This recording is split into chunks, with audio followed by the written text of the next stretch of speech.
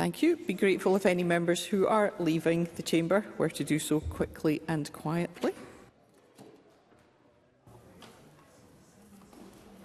The final item of business is a members' business debate on motion 19514 in the name of Michelle Thompson on building links with Bhutan. This debate will be concluded without any questions being put. Be grateful if those members who wish to speak in the debate were to press their request to speak buttons now. And I call on Michelle Thompson to open the debate. Thank you, Presiding Officer. And it gives me great pleasure to open this debate and formally move the motion on building links with Bhutan. Never in my wildest dreams, nor I suspect those of my fellow MSPs, did I expect to be given the honour of leading colleagues from our Scottish Parliament on such a fascinating visit to Bhutan. Without the financial help, administrative support and leadership from the Tam O'Shanter Trust, it would never have happened. In addition, we had excellent in-country support from the Loden Foundation and Bhutan Homestay, allowing us to have meetings with parliamentarians, entrepreneurs and many, many others. So I thank them all profusely for giving us such a remarkable experience from which we've learned a great deal and upon which we have much to reflect. I'd also like to welcome, sitting in the visitors' gallery, Leslie Kennedy from the Tam O'Shanter Trust and Chering Dorji, a Bhutanese national working for the Royal Botanic Garden, Edinburgh. Now, Bhutan is set amidst the spectacular Himalayas and is bordered to the south, east and west by India and to the north by Tibet. The Bhutanese are surrounded by the two most populous countries in the world, India with 1.46 billion and China with 1.42 billion people, whilst Bhutan itself has a smaller population approaching 800,000. Bhutan has a close relationship with India, yet a troubled one with China. China claims it has rights over Bhutanese territories in three sectors, the north, west and east, and since 1984 Bhutan and China have had 25 rounds of border talks. So it would be wrong and too simplistic to see Bhutan as an untroubled, idyllic place like the rest of us. It faces geopolitical challenges. Bhutan is famed for a culture and governance that are very, very different from Scotland. Since 2008, it has become a constitutional monarchy with the King as head of state. Executive power is vested in a Council of Ministers and legislative power in a bicameral parliament. It wasn't until 2008 Bhutan adopted its first modern constitution, codifying the institutions of government and the legal framework for a democratic multi-party system. It's notable for a vibrant Buddhist heritage and magnificent cultural assets, including its numerous fortresses and temples, the best known of which is the Paro Taksang, also known as the Tiger's Nest, which is a legendary monastery that hangs precariously on the edge of a 3,102-metre tall cliff. And we know this because we climbed it. My experience in Bhutan has persuaded me that to be Bhutanese goes beyond nationality. It embodies a deep connection with nature, and its Buddhist heritage influences everything. I noticed too the values embedded in the national psyche: compassion, consensus, self-reflection and humility, to name a few. And this has allowed change to evolve through people rather than to people, although key groups such as the role of women in the Parliament and government are still too underrepresented. But then Bhutan is not alone in this issue. Despite being surrounded by giants, Bhutan has nevertheless carved out its own unique attributes. Take, for example, corruption. Transparency International's annual Corruption Perception Index ranks 180 countries and territories worldwide by their perceived levels of public sector corruption. The least corrupt country ranked at number 1 is Denmark. Bhutan comes in at 18, whereas China is ranked 76 and India 96. As a matter of interest, the UK is ranked below Bhutan at 20. I should also add that as we strive for a future that is carbon neutral, Bhutan is unique in being a carbon negative country. But that said, it too faces the challenge of climate change, which of course does not respect borders. Bhutan has become internationally notable too for developing its own Gross National Happiness Index, a measurement too useful for policy making and policy incentives for government, NGOs and businesses of Bhutan to increase societal well-being and happiness. Now, when we were there, it was hard to make an honest assessment of how this was operating in practice and policy making. And we in Scotland know that too with the challenges of our national performance framework. I watch with interest as to how this can be developed and sustained, particularly as Bhutan develops its capital markets and financial sector. So finally, I'd like to reflect on how things might be taken forward to the mutual advantage of both Bhutan and Scotland. There are multiple areas where a sharing of innovative practice may prove mutually beneficial, such as environmental management, climate change, sustainable tourism, population retention, entrepreneurship and democratic governance. And it's my belief that there are opportunities to further develop relationships with Bhutan, and I would encourage the Loden Foundation to work with friends here in Scotland. After the upcoming elections, I strongly believe that active consideration should be given to forming a cross-party group on Bhutan. Membership from both Scotland, Bhutan and to include our academic and cultural communities could be a good starting place. Now, at that point, I will no longer be a member of this Parliament to take this initiative forward, but encourage members interested in the next session to do so. Finally, I'd suggest we could also consider that there could be a useful focus on developing cultural links to enjoy and appreciate our different cultural assets.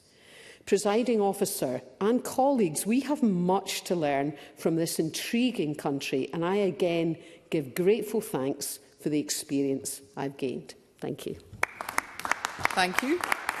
I now call Kenneth Gibson to be followed by Pam Gossel. Thank you, Presiding Officer. And I never thought I'd ever open a debate on the Holocaust and speak about the wonderful country of Bhutan on the same day, but that's how the Scottish Parliament sometimes works. I want to thank Michelle Thompson for bringing this debate to the Chamber today, but most of all I want to thank Angus Culloch and the Tamashanta Foundation, ably supported by Leslie Kennedy and Tess Sampson, for taking myself, Michelle, Pam Gosal and Claire Baker to Bhutan, along with Shireen Dorji last October. It was quite an astonishing trip. It was something I never thought would happen either. And when Michelle asked me if I'd be interested in going along, she didn't have to twist my arm too much.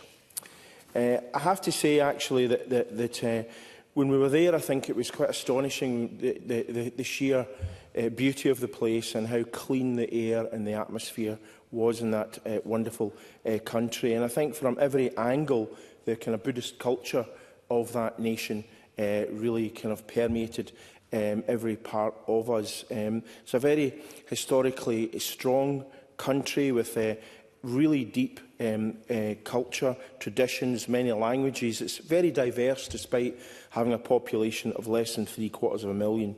And when we were there, we wanted to explore opportunities for cooperation in environmental management, education, healthcare, sustainable tourism, because Bhutan does not want to overload itself with tourists. It wants people to go there who are going to appreciate the country for what it is and not change it to something it is not. So it's a country that really not only is unique, but I believe will continue to remain unique. Now, Michelle talked about a possible cross-party group, and I hope if such a cross-party group does establish itself in the next Parliament, and if I'm re-elected, I'd certainly want to be part of that. I certainly hope that, the colleagues who were with me last October would also join that group. That we could do so many different things, from cultural evenings, whether it's screening Bhutanese films, social networking, community learning, engaging with academics, the business community, both in Scotland and Bhutan. The trip we were on was exhilarating. It was also exhausting. I have to say.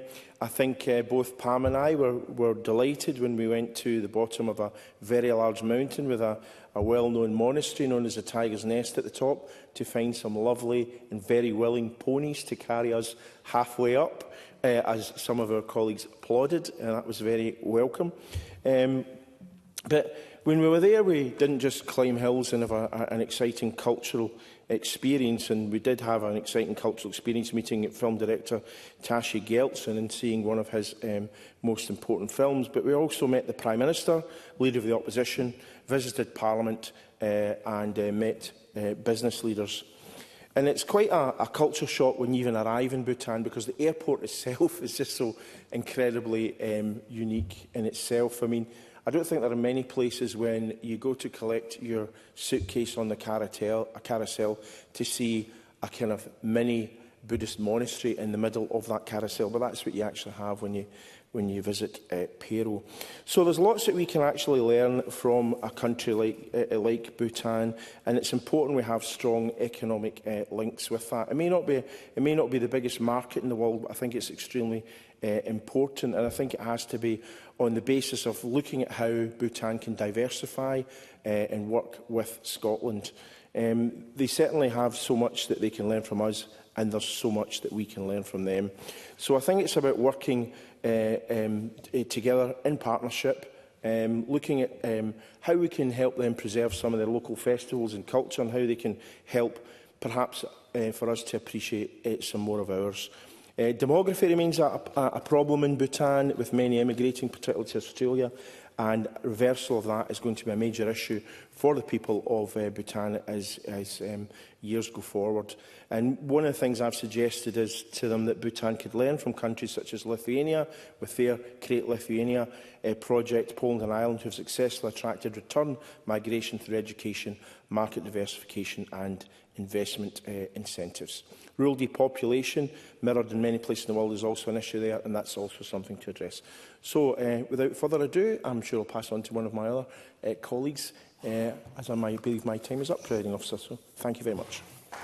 Thank you. And I now call Pam Gossel to be followed by Claire Baker. Thank you, Presiding Officer. I would like to begin by thanking my colleague Michelle Thompson for bringing this motion to Parliament, as well as all the MSPs that supported her motion. It is great to have this cross-party support for this topic. I would also like to thank the Tamil Shantar Trust for organising and for providing funding for this trip to Bhutan we took in October. I would like to give a special thank you to Michelle Thompson, who actually organised and led the whole trip. So thank you, Michelle, for that. What an absolute experience, something that I'll probably never forget. I would also like to welcome Leslie and Sharing to the Chamber today as well. The reason we visited Bhutan was to see what Scotland could learn from this beautiful country. The two countries are similar in many respects. Much of Bhutan is covered with mountains and therefore sparsely populated, with agriculture and tourism being major industries.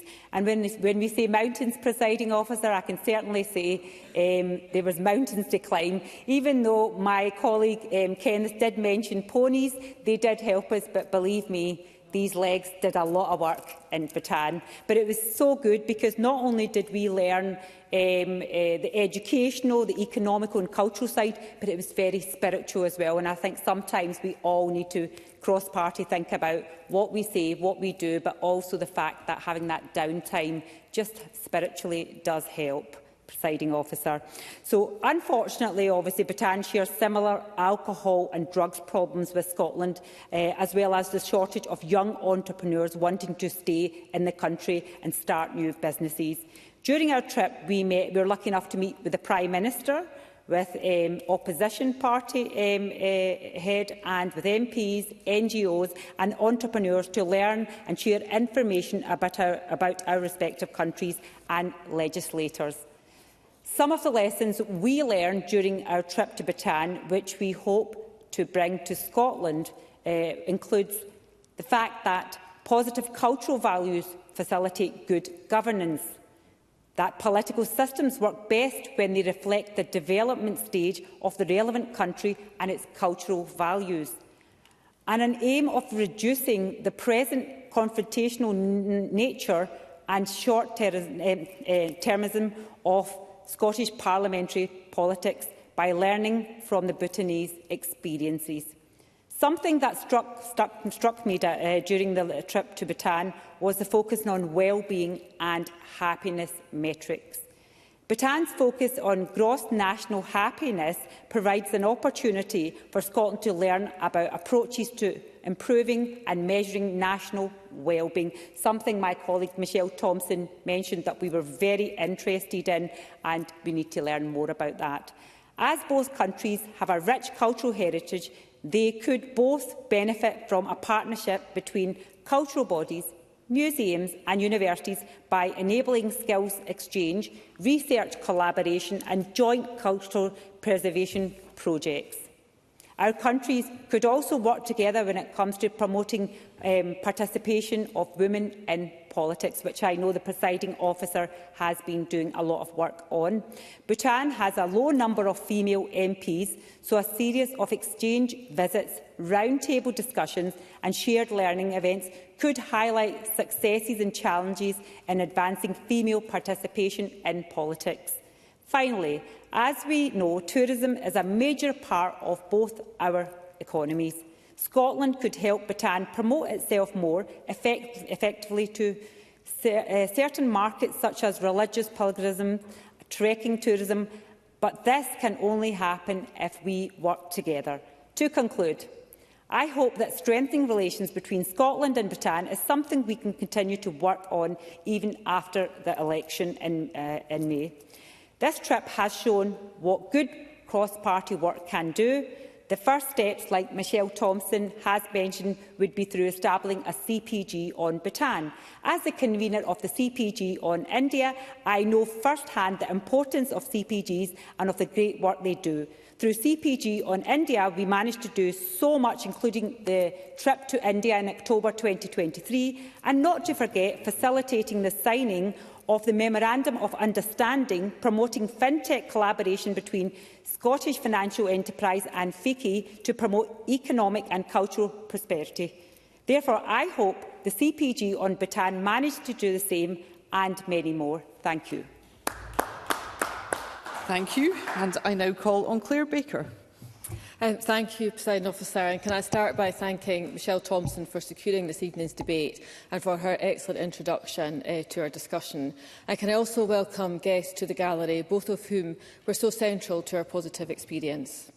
Opportunities for backbench MSPs to engage with parliamentarians from other countries and take part in cultural and economic exchanges are not particularly frequent, and I want to thank the Tam O'Shanter Trust for taking a delegation of MSPs to Bhutan last year, and I was very fortunate to be part of that experience.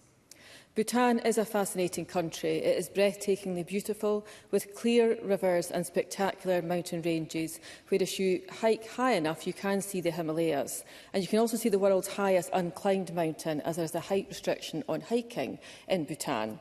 I would note that while Kenneth Gibson said other colleagues plodded up to the Tiger's Nest, it was myself that reached it quicker than anybody else. So even with the help of donkeys and ponies, I still got to the top. A largely Buddhist country, faith is at the centre of their society and their politics. In comparison to the UK, the economy is narrowly focused and tourism does play an important part. Most visitors come from India, and Bhutan does apply a substantial daily visitor levy as a means of fostering sustainable tourism, which helps protect their natural environment. Our meeting with the leader of the opposition of the National Assembly of Bhutan was fascinating. The high level of integration and cooperation between the two parties leads to government by consensus, and in some ways this echoes the early ideals of the Scottish Parliament, which has, however, developed into a more oppositional parliament. However, while the cooperation in Bhutan is positive, it does raise questions over scrutiny and transparency. The prominent role of the King in their political system further complicates the issue of scrutiny in decision-making. It is, however, you have to be careful that for us it can be too easy to forget this is a very new democracy, and it is not one the population particularly called for. The first democratic elections were held in 2008, and that was a process that was driven by the monarchy. I had several discussions about the Bhutanese language, while recognising there is more than one. There are reportedly 24 languages spoken in Bhutan. While the national language Dzongkha must be spoken in Parliament and must be spoken in films, children in school are taught in English and increasingly consume English language media. The ability to speak English is very high and it's important to the Bhutanese economy. The expectation is that children will learn to speak Dzongkha at home. However, I would be aware of the risk of losing it as a spoken language. Sonam Nyenda shared concerns with us, not only over the extent to which English is spoken, but that the phrasing and expressions are very different to the official language, diluting its understanding. I would be concerned that the daily use of native languages could diminish quite quickly in the next generation, and we have faced similar challenges with Gaelic, and we could be sharing our experiences of measures we've taken to sustain a language. Michelle Thompson talked about the Bhutanese economy and the Gross National Happiness Index. We had excellent engagement with entrepreneurs and the Loden Foundation, who encourage and support entrepreneurism. As well as being a Labour MSP, I'm a Cooperative Party MSP, and Bhutan could benefit from engagement with cooperative, mutual and social enterprise models. I think that they match their values and it would have the benefit of empowering employees and giving them a stake in businesses. An economic model that's built around cooperatives would also have the benefit of strengthening democracy by encouraging people more directly to engage in their future and increasing knowledge of democratic structures. I'll finish on a more serious note, as our trip did. The Bhutanese Parliament is predominantly male and women are underrepresented. With a number of discussions about barriers to women's participation, including perception of politics, caring responsibilities and the level of education that is required to be a parliamentarian, as well as the language. Our screening of the film The Red Phallus on our last evening raised questions about sexual violence and silence. It raised questions about a socially conservative society and how it deals with sexual violence and child abuse. Is a society with cultural sensitivity, a phrase that was used by the director when he talked about censorship of his film, which could be suppressing discussion or recognition of these issues. The lack of women in politics contributes to the lack of discussion and awareness of issues that impact directly on women and girls. And Bhutan is not alone in the underrepresentation of women in politics, and I was encouraged that the challenge has been recognised. Presiding Officer, this is a short debate and it's not possible to discuss the range of shared opportunities and learning exchanges there is for Scotland and Bhutan, but I hope today will be the start of a relationship that this Parliament and Government may wish to fully explore. Thank you. Thank you, and I now call on the Cabinet Secretary to respond to the debate. Thank you very much, Presiding Officer, and I'm pleased to have the opportunity to speak today about the potential for building links with Bhutan, and I congratulate Michelle Thompson for securing this debate and also listen very closely to the positive contributions from Kenneth Gibson, from Pam Gosel and Claire Baker, and it's always a delight when there is cross-party consensus on this Parliament and, by extension, this Government having good and ambitious external relations. I'd like to take a moment to recognise the importance of Bhutan as the world's only carbon-negative country, as well as ranked as one of the top 20 least corrupt nations in the world. As we have heard in the course of the debate, Bhutan is also distinguished by its vibrant Buddhist heritage, which shapes not only its cultural life, but its values, its governance and its sense of collective purpose. And that spiritual foundation has helped to foster a society that places deep importance on compassion, on balance and on community well-being. Perhaps most notably, Bhutan has offered the world a distinctive lens through which to measure progress through its pioneering use of the Gross National Happiness Index. By placing well-being, sustainability and social cohesion alongside economic indicators, Bhutan has challenged global assumptions about what truly constitutes national success. This approach continues to resonate far beyond its borders and provides strong lessons that Scotland can learn from. Even though Bhutan's political and institutional development is very different from that of Scotland, it's important to acknowledge that difference with a respect, as well as areas of shared practice and mutual learning that can benefit both nations. There are clear opportunities to further develop the relationship between Scotland and Bhutan, and I take inspiration from the K5 Himalayan whisky, which was created to commemorate the coronation of the 5th King of Bhutan. This whisky features a blend of 8- and 12-year-old Scotch malts with Bhutanese grain spirits and Himalayan spring water. If K5 whisky can successfully blend Scottish malts and Bhutanese spirits into a balanced whole, it suggests that our two nations, working in the right spirit, can also combine our strengths to tackle the challenges of climate change. Academic and cultural exchange must remain central to all relationships that Scotland forges. Scotland has much to gain from reflecting on Bhutan's experience by considering how broader measures of well-being might inform our own policy discussions. Equally, the development of strong cultural links allows both countries to celebrate difference, build understanding and enrich our respective societies. I wish to commend the outstanding work undertaken by the Royal Botanic Garden here in Edinburgh, whose long-standing partnership in documenting and conserving Bhutan's rich plant diversity has made an important contribution to global biodiversity conservation, and this collaboration exemplifies how scientific cooperation can strengthen international relationships while delivering tangible environmental benefits. Finally, I wish to recognise the vital role of the Loden Foundation, whose commitment to promoting education, nurturing social entrepreneurship and preserving Bhutan's cultures and traditions continues to make a profound impact. Its work demonstrates how investment in people, values and heritage can support long-term national resilience and international partnerships.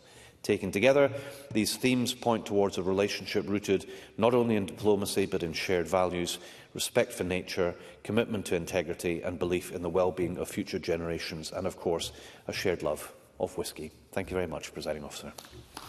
Thank you. And on that, the debate is closed and I close this meeting.